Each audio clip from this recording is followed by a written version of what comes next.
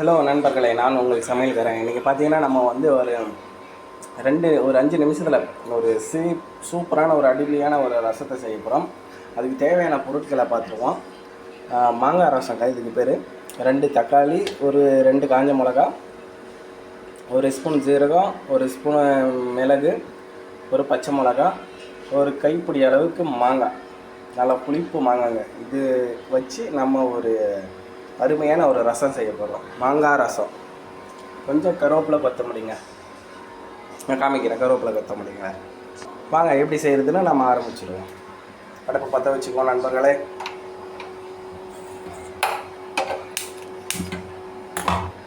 அடுப்பை பற்ற வச்சு எண்ணெயை ஊற்றிக்கலாம் நண்பர்களே.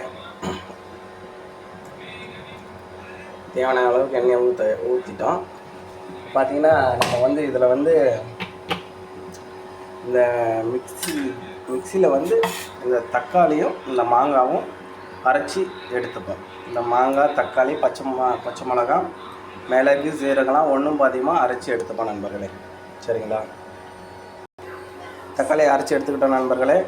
அதுக்கப்புறம் பார்த்திங்கன்னா நம்ம இந்த மாங்காவும் அரைச்சி எடுத்துப்போம். வாங்க தலைப்பு போட்டு விட்டுருவோம். அதுக்கப்புறம் அரைச்சிப்போம். சரிங்களா? ஒரு ஸ்பூன் அளவு கடுகு போட்டுக்கிட்டேன்.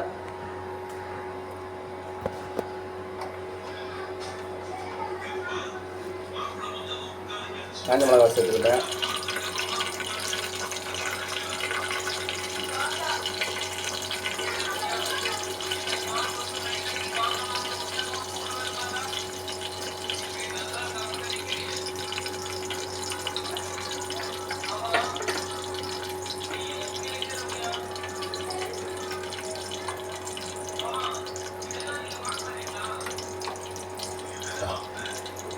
கடுகு நல்லா பொரிஞ்சு வந்துச்சு நண்பர்களே. இதில் வந்து நம்ம தக்காளியும் சேர்த்துப்போம்.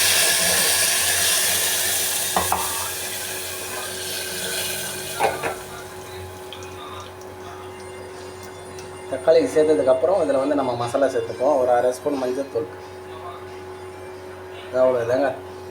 இதுக்கு தேவையான பொருள் இவ்வளோதான். நல்லா மிக்ஸ் பண்ணி விட்டுக்கலாம் நண்பர்களே. அடுப்பை ஸ்லிம்மில் வச்சுட்டு நம்ம வந்து இந்த மாங்காவை வந்து பேஸ்ட்டு பண்ணி எடுத்துப்போம் மிக்சியில். சரிங்களா? பார்த்திங்கன்னா நம்ம அரைச்சி வச்சுருக்கிற மாங்காவை வந்து இதில் சேர்த்துப்போம். சேர்த்துக்கிட்டோம். இந்த மாங்காய், இந்த தக்காளி, இதனுடைய புளிப்பு இந்த ரசத்துக்கு போதும். நல்ல அருமையான ரசமாகிடும். பாருங்கள்.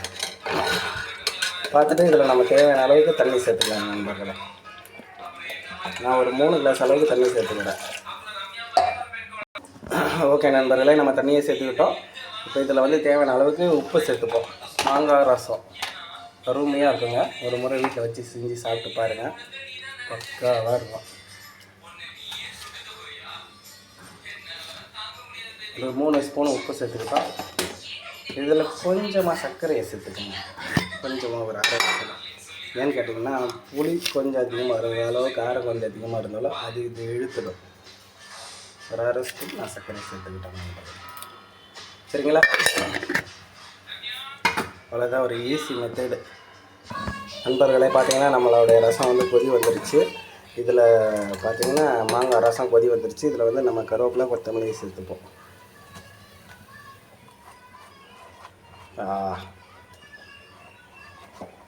இப்போ தாங்க வாசனை வீசுது. முறையாக இருக்குதுங்க. அவ்வளோ என்ன வாசனை. இதில் ஒரு ஸ்பூன் பெருங்காய பொடி சேர்த்துப்போம் நண்பர்களே. அவ்வளோதாங்க. ஈஸியான ஒரு மாங்காய் போட்ட ஒரு ரசம்.